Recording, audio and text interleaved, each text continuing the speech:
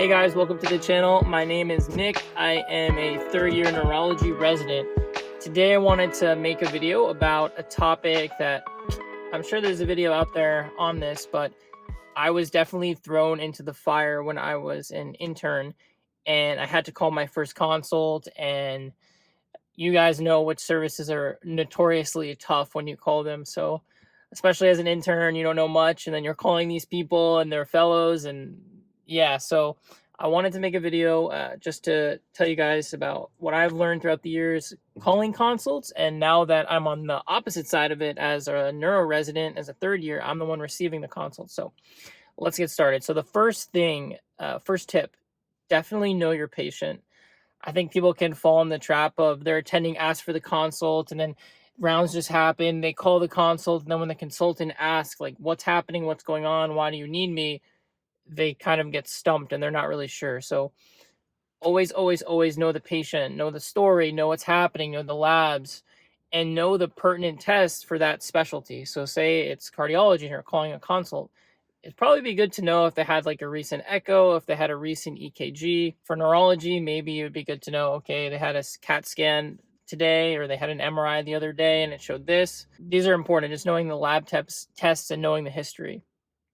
And then the second main tip is know your question. So like, what is your question? When you're calling a consultant, what they really want to hear is, okay, this team like has a question, they want it answered, so I'm going to see this patient and I'm going to answer their question formally in a note. So for example, if you're calling neurology and you're concerned about altered mental status, you could say the consult is for altered mental status, concern for seizure. So then when the neurology resident and attending go and see the patient, they're focused on, okay, the question is, why is this patient altered and is it seizure, and then yes or no and what to do about it. So sometimes it's good to be pretty specific about the question. So, I mean, if I'm calling cardiology as a consultant and I'm on the stroke team, I would say, hey, I'm calling you about this patient for new onset AFib. This is what I know about the patient, and I would like your input. When you're specific and you know all the history, the consultant doesn't have to ask you any questions, and it just makes their life and your life so much easier. The third tip is, no matter what you do, if you have a consultant that wants to like pimp you, or they want a fellow that wants to ask you all these crazy questions and you don't know, it's okay not to know. Like as an intern and just like learning as a resident, always remember that if someone's like projecting onto you, there's probably something going on with them at the moment. So don't take it to heart. It happens. Like I said before, there's like services that have like that are notoriously known for doing this and for like pimping, asking questions, trying to reject consults.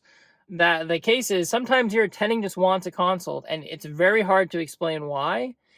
And then the fellow or person you're calling for the consult might get aggravated, but in the end, like, you can only tell them as much as what you know and why your attending wants it. And if they decide that this is not appropriate to see the consult, then maybe that should be an attending decision.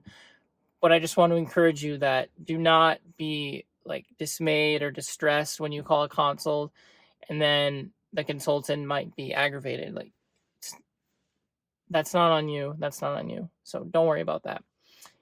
The last thing is, like, with calling consults, I feel like this is something as an intern that's initially like the first month or two can be a little bit like intimidating, but I can assure you that like after a month or two, it's just like fine. Like, I have to call this consult. It's like you don't even think about it. So just remember that at the start of intern year, it might feel a little intimidating to call a consult because you're new to this whole hospital system. But as you like progress through residency, it's just like a normal daily task that you check off your list. So it's not nothing to fear, nothing to be afraid about. And it's good, right? Like, calling consultants helps you develop your communication skills and helps you to be able to talk to different specialties about one specific patient, which is what medicine's all about, right? Is just doing best for the patient, bringing everyone into the patient's life so that they can help them and do what's good for them. So And you should also know when you need a consult, right? Like there's times where there's things that you should not be managing by yourself, and you have to know when it's appropriate to say, hey, I really think I need X service involved now because things have picked up a notch. So that's a quick video on calling a consult. Thanks so much for watching, guys. I really appreciate it. Throw in the comments, have you ever had any like bad experiences when you called a consult? Any really good experiences? Let me know, like the video, share it, and I'll see you on the next one.